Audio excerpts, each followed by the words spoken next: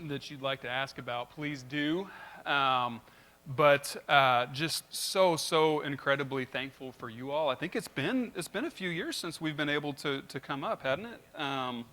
COVID kind of threw a wrench in all sorts of stuff, and so we're excited to be able to be back up here. I know Patrick's really excited to be able to be back up here. I'm particularly thankful for the Huntsville support of Patrick.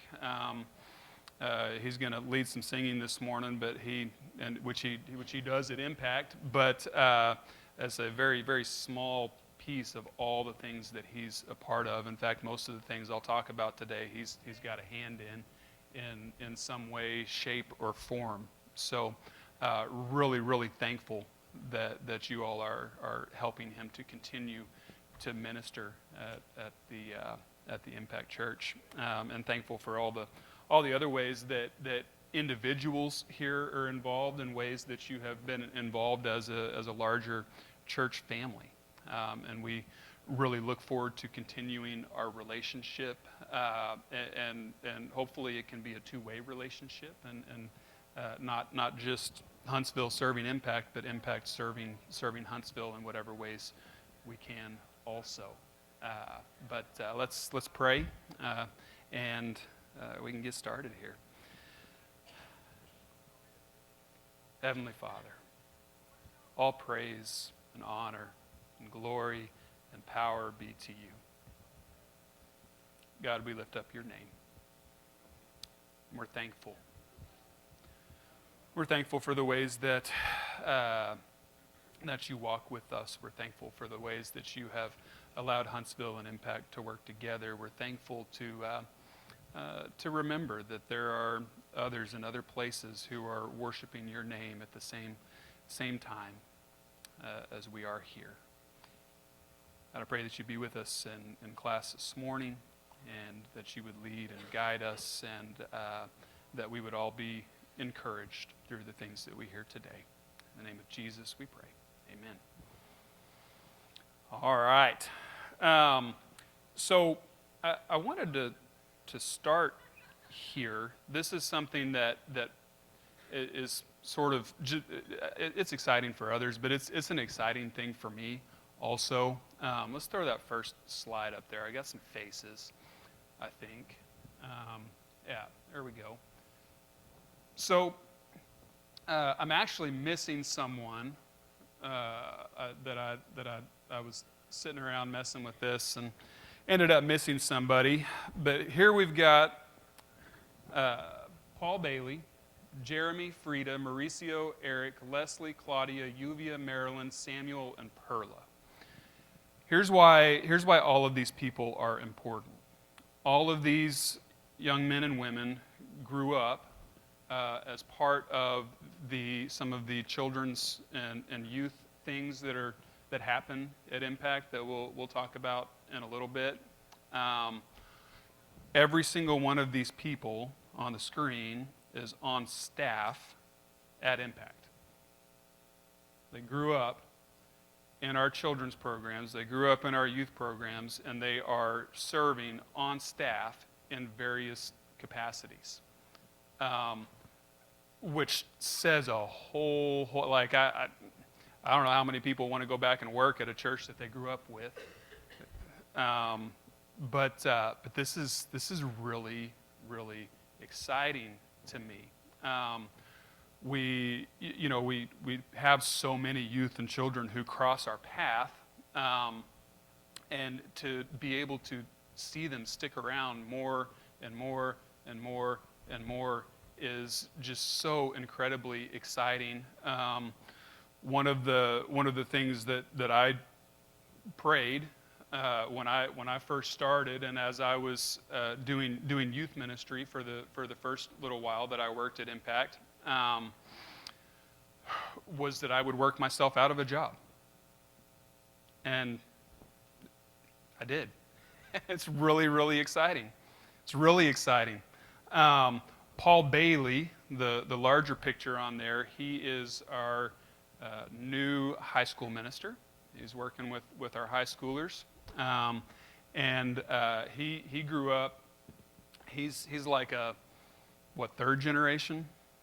Third generation Impact kid. His grandmother was one of the very first people that Impact reached out to and was a part of things going on at Impact. I don't want to say too terribly much about him or his life or what it would have been like for him growing up, but the fact that Paul Bailey is a minister in a church, considering his surroundings growing up, is a testament to the fact that there is a God. It's incredible. It's hard for me to talk about without tearing up. Just absolutely incredible. And the amazing thing is that these people can pour into all the people who cross their paths now in ways far, far better than Patrick or I ever probably could, because they've lived it and they've walked it and they've been there, and they know what it's like to be in the situations of the people to whom they're reaching out. And it's just a really, really incredible thing. So let's throw that next one up there. All right. So we got a bunch of names. I think I got another slide with a bunch of names. And I think I got another slide with a bunch of names. 119. I want you to remember that number. It's probably going to change in the next day or two. These are the number of baptisms since October.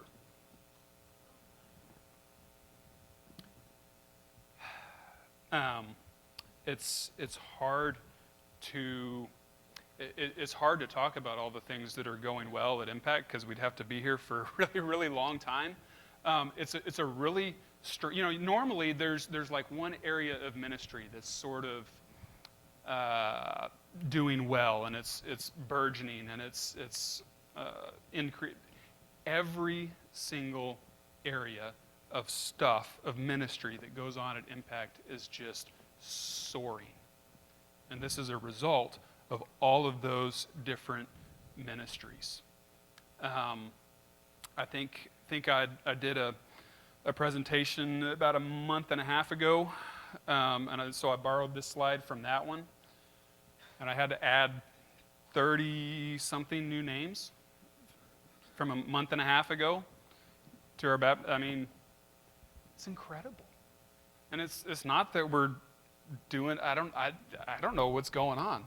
But God's doing some stuff, and it's really, really, really cool, and it's so exciting to get to be a part of it, to be along for the ride and watching Him work.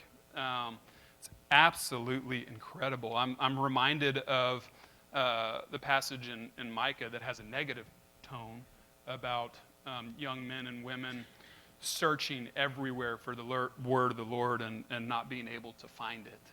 I feel like there are people who are hungry and searching and thirsty for God, but they're finding it. That's really, really amazing. Really amazing. Yeah. This is...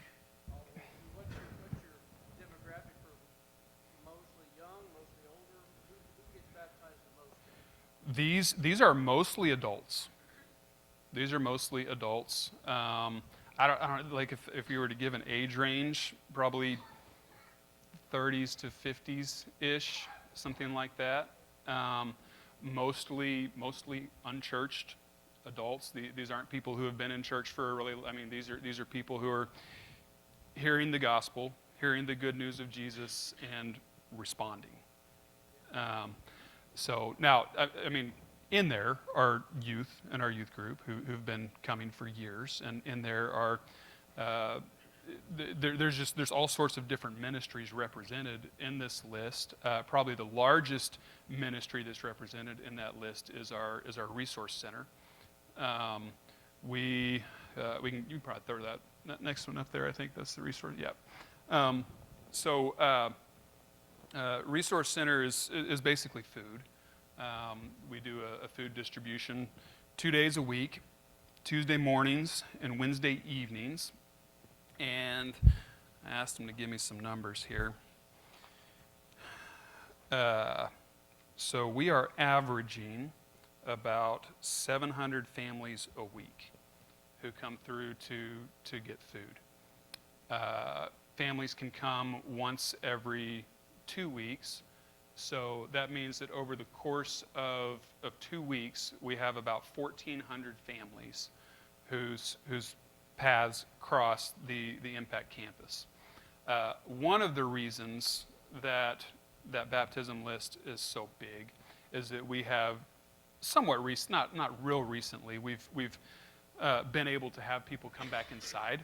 For quite a while, when COVID hit, we were just kind of had a line of cars, and we'd say hi through the window and put groceries in the back of somebody's vehicle. But now we're able to have people come back inside, and we just have a little prayer time, little encouraging short message with everybody, have some good interaction, and then they go back out and go get food.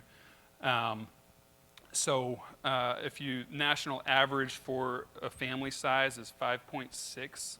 So 1,400 families, there's about 7,800 mouths that are being fed every 2 weeks through the Impact Resource Center. Typical food distribution has meat, bread, fresh vegetables, fresh fruit, canned foods, rice, and beans, and then other various kinds of things.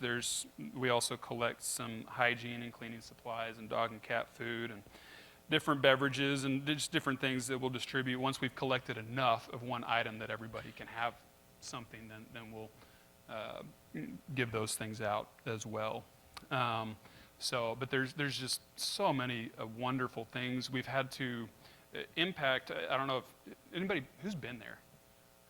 Several of us have been there. It's in First Ward, in the middle of Houston, right on the edge of downtown, and it's landlocked. So there's nowhere we can go. We're just right there.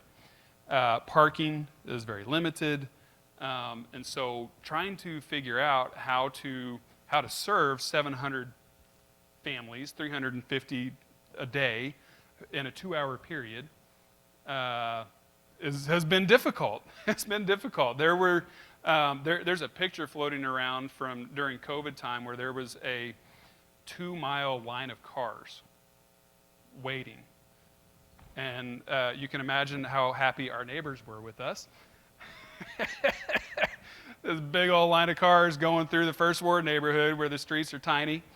There's every day there's thinking going on about how we can do it better and differently, and not just put food in people's hands, but address other things that are going on also. One of the really big resources that's happened over the last, I guess, has it been like 10 years? Arms of Hope? It's been a lot of years. Impact has a partnership with Arms of Hope. Are y'all familiar with Arms of Hope? They do, what's that? Yeah, so Arms of Hope is a broader organization, and they run Bowles Children's Home and Medina Children's Home. So if you've heard of those two, then Arms of Hope you've probably heard of. There's probably an Arms of Hope clothing donation bin somewhere around here, there's a lot of different churches who support. Yes, ma'am. Where do you get the food to give out? Yes, so the food that we give out, a lot of it comes from the Houston Food Bank, and we pay for it, but at a very reduced amount. And then the food bank also has given us connections with places like Sam's and Costco and Walmart, and different organizations when they've got to move food out of their stores we show up with a big truck and we get to load it up and make it a part of our giveaways. And that's a.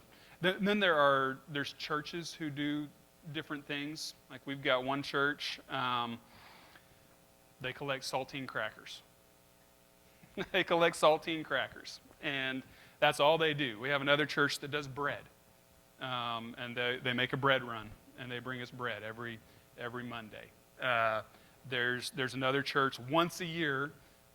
This is more food that goes to our homeless outdoorsman population, but this church collects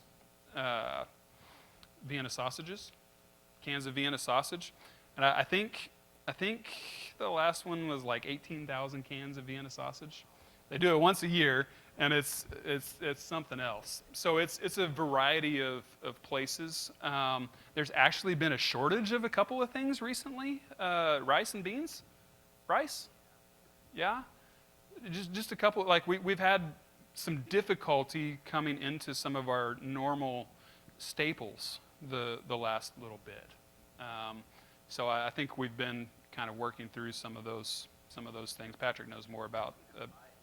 Yeah, we've been having to go buy stuff at more of a normal price instead of food bank prices.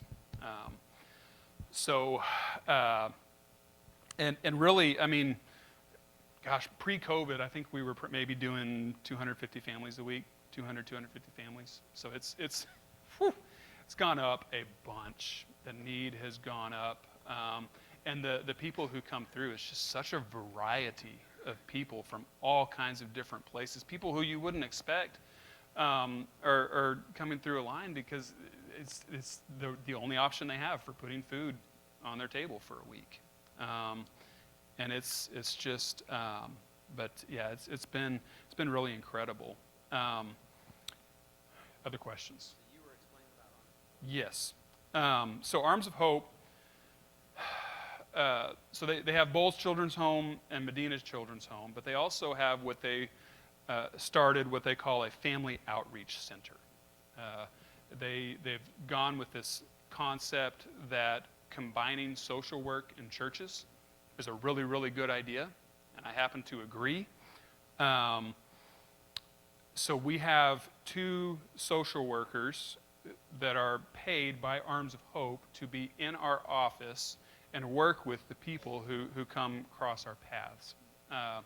Their main demographic are single-parent families who they work with, and their job is to provide what they call wraparound services, so that if we see the same person over and over and over and over again, we say, hey, why do you keep coming here? What's the issue? How can we go deeper with you than simply handing you food every 2 weeks? How can we get you to a situation where you don't have to come and do this every 2 weeks? And so they provide job training. They help with rent for 2 or 3 months. They help people get back on their feet. They do, I mean, just all sorts of things to help all of these people who are struggling in significant ways, and to help them break this cycle that's started happening in their lives. And it's really an incredible thing. And so we're actually able to do so much more through those resource center nights than we ever have before, because we can say, hey, we've got a couple people here who can help you with that exact problem, instead of saying, wow, that's really hard. I wish you well. You know, there's something that we can legitimately help with.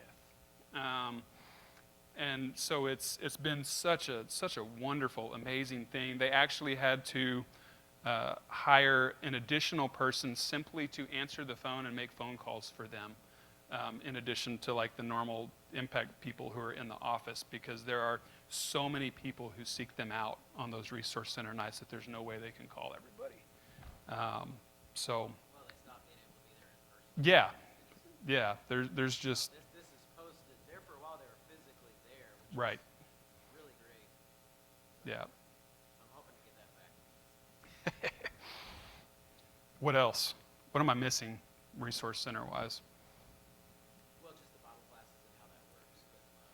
Yeah, yeah. So we have little Bible classes and different. Whoever's leading the little Bible class does it different ways. But people come in once they've come once. They have a little card. They can go and sign in really quickly, and then they get split into different classes. And pretty much everything we do, except for youth and children's stuff, is bilingual.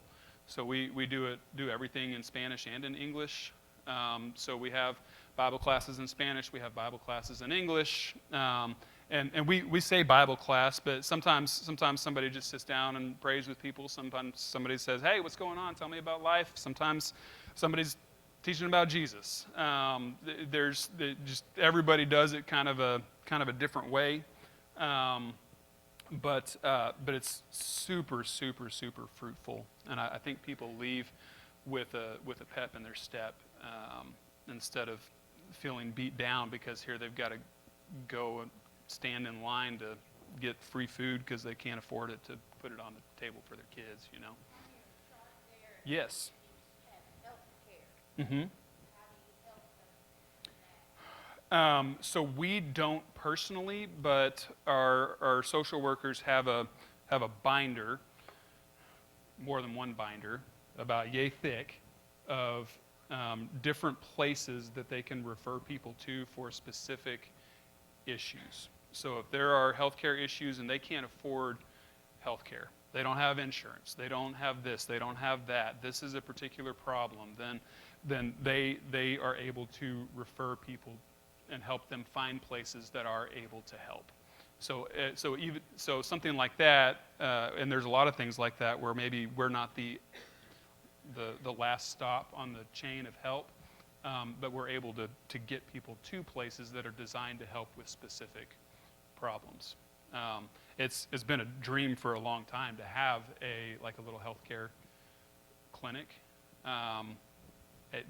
There's nothing in the works as to actually making it happen, but there's several people who have dreamed about something like that, a healthcare clinic that's specifically for a demographic of people who fall in the hole, because there's a lot.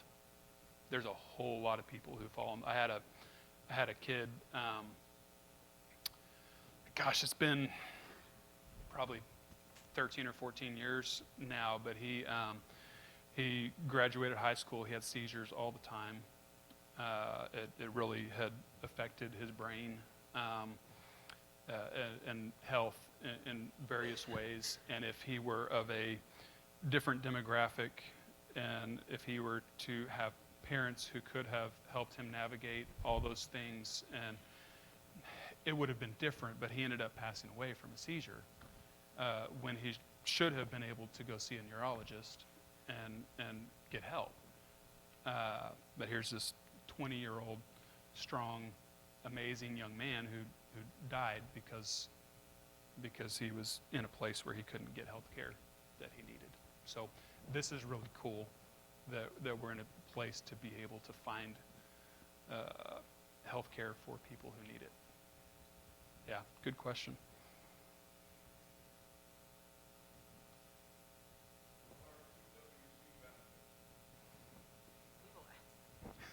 The WC is women and children. Texas Women and Children. Yeah. It's probably prenatal, neonatal. Yes. So that's it? Okay. Yeah. So government subsidized help for women and children.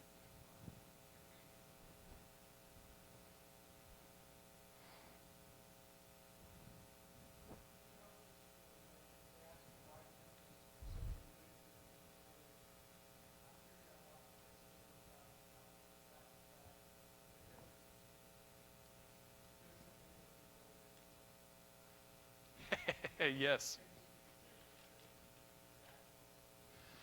Yeah, I mean, there's obviously different reactions. Nobody ever responds poorly to that. I mean, they're getting help, right? But yeah, I think a lot of times people's perception of church and of Jesus is not what they encounter when they come to something like this.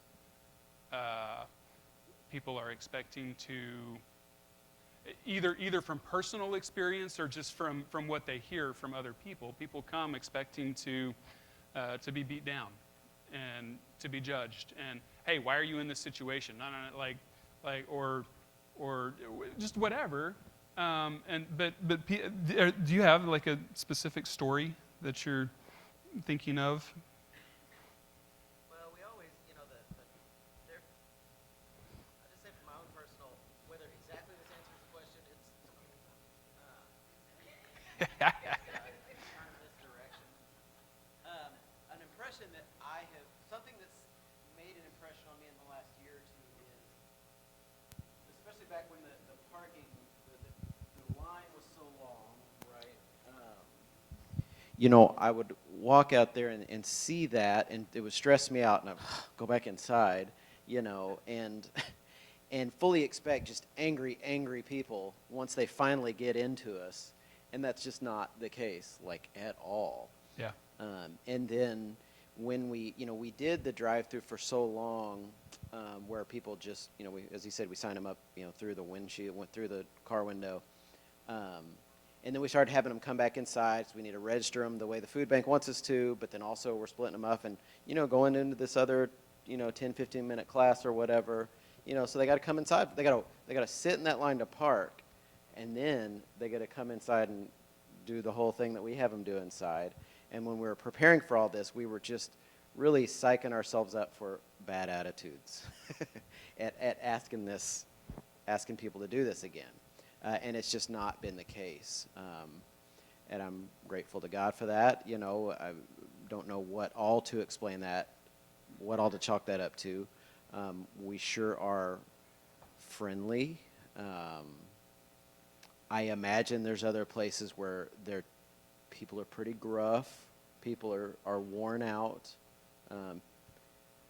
People don't respond very well when, as in the people in those places don't respond very well to negative energy either, So, I don't know what but I'm very excited about that. And then at times where we don't have the classes, for example, like here for 6 or 7 weeks, we're not able to do that because the VBS and youth stuff just takes over everything. So we are going back to just outside just for 6 weeks. I had people like, are we not doing the class? We're not coming inside, just on Tuesdays. Like, no, Yeah. just for 6 weeks, Yeah. I've been very pleased with that. I think we all Yeah. have. I mean, I've had responses where somebody leaves the room in tears. Because here's somebody who doesn't know you, who's just loving on you and encouraging you. And there's, other people do it different ways, but I have no agenda besides trying to encourage and love on somebody. That's it. And I think people respond well to that. It's not uncommon recently for why are you doing this? Well, in the name of Jesus, let me hear more about this Jesus guy, and then they end up in the water. Same night. I mean, it's incredible. It's incredible. Say food for the body, food for the soul, I think is kind of the phrase that has kind of become a staple around the Resource Center. Yeah. Yes.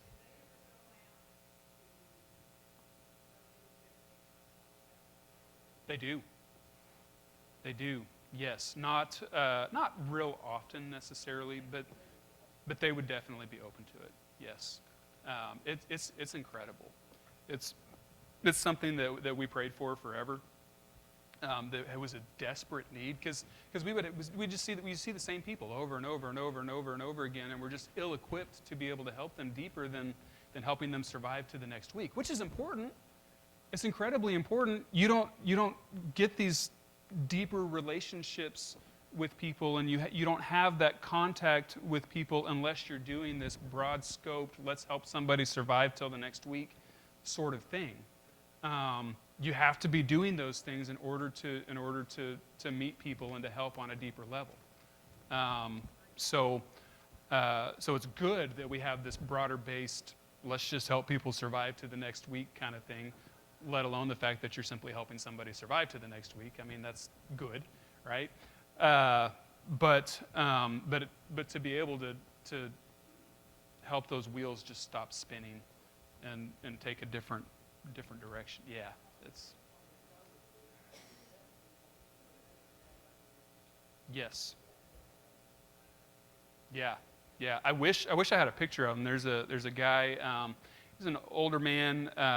He was in prison for quite a while. He'd tell you all about it. His name's Don House, and he actually came to us through the resource center, and now he's there every single time. He's driving a golf cart. He's helping. I mean, he is involved, help, and there's so many examples like that of people who needed help for a period of time, and because of what they experienced when they came, they wanted to come back and do that for somebody else. Exactly. Yeah, just like that group of people who were up there, the pictures I had up there earlier. Lots and lots of people like that.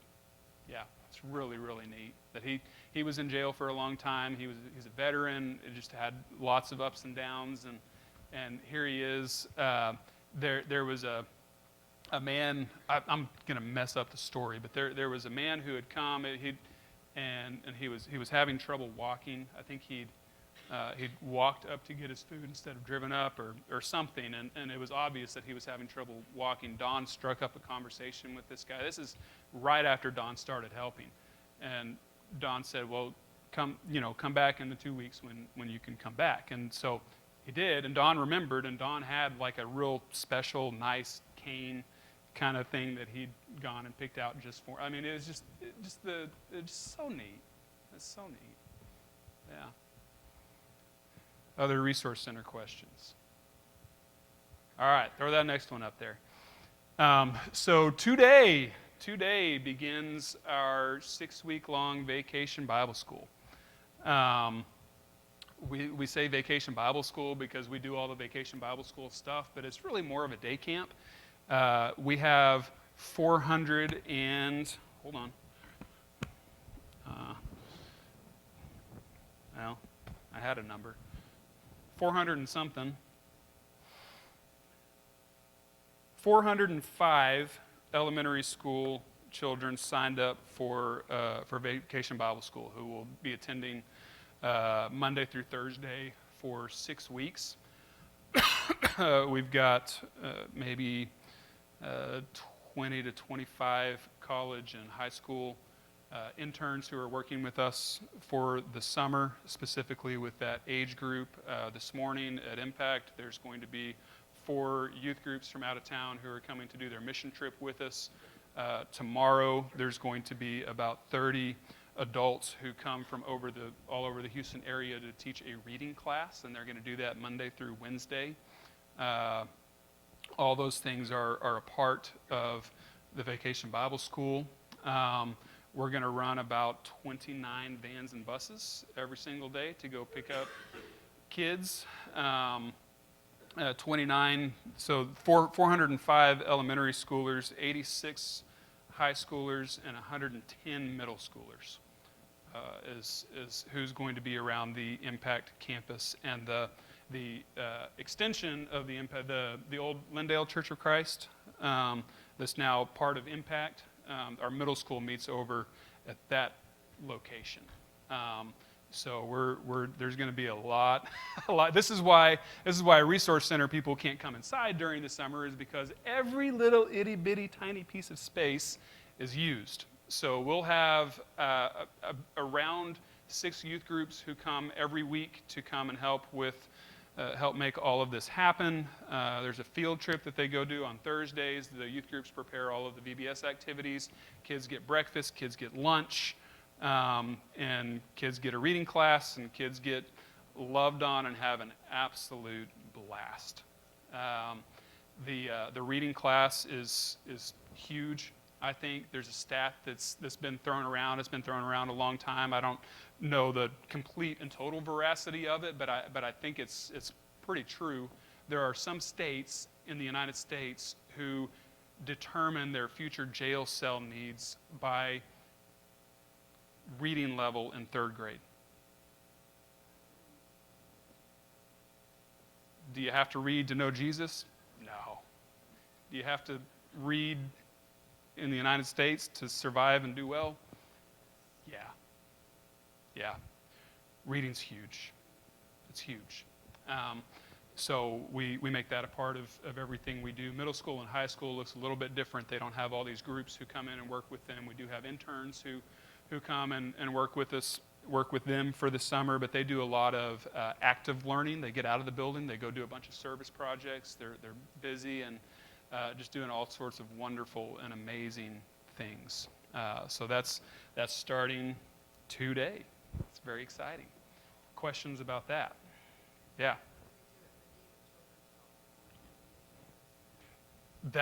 So we went for the very first time last summer to Medina for our high school mission trip. I'm not sure exactly what they did. I know they probably played with kids, probably helped around the grounds a little bit, maybe cooked some meals. I'm not sure, but we're going again this year, and my son's going, so I'll have a much better idea the next time you ask me that question. Yeah. Yes. Mm-hmm. Yeah. Yeah. So it's a mission trip, and we go do whatever they have for us. And we have that connection because of the Arms of Hope people who are in our office. Yeah. What else? Other questions? Cool. A couple other things I wanted to talk about in my last 3 minutes. One thing that's been really exciting for me over the last few years, we've been able to have some groups from the Cy-Fair School District. A public school district sends high schoolers to us to come and spend a day serving and helping the homeless from a public school district. How cool is that? How cool is that? They come and they make a lunch for the homeless. They sit down and they eat the lunch with our homeless men and women, get to know some people. They get to hear from somebody in our Lifehouse, our residential addiction recovery program. They get to hear kind of their story and where they're at and where they've been. They get to sit down and talk about homelessness a little bit. They usually get to help prepare some stuff in the resource center. Man, it's such a neat thing. You've got these kids who are grumpy when they show up, some of them, a lot of them, and by the time they leave, they're just different people. And they're getting to have that experience during a day when they would normally be in school through a school. And it's been really, really neat. I've even had kids who have come who at some point in their life have been homeless, and it was just this incredible experience for them to be a part of something like that. So that's something that's really, really cool that's been going on. Our Lifehouse, there's actually we have a 9-month-long residential addiction recovery program. The program, the house can hold about 5 men at the same time. They come and they work on campus. They do all sorts of things. They're involved in different classes and all sorts of things. There's actually a graduation this morning from the Lifehouse. Somebody who's made it the whole 9 months. So really, really exciting. Lastly, we've been able to get pretty involved with a couple of elementary schools. We've got 3 ladies who interned with us several summers in a row, and they all moved to Houston to go and become teachers at the worst elementary school in Houston. And through that, we made a lot of connections with kids, with teachers, a lot of other things. There's an elementary school right next to the Lindale Church. We've gotten pretty involved with them. Last year, I actually got to be a part of an interview committee to help choose their next principal. So there's all kinds of stuff that's going on, all kinds of stuff. And a lot of you are a part of helping make all of those things happen. Impact's like a puzzle. It takes all these little itty-bitty puzzle pieces coming together to make it something beautiful. So thank you for being a part of it. If you have any questions about anything I can answer for you, any way I can be helpful with anything, please let me know. 9:45 on the dot. That never happens.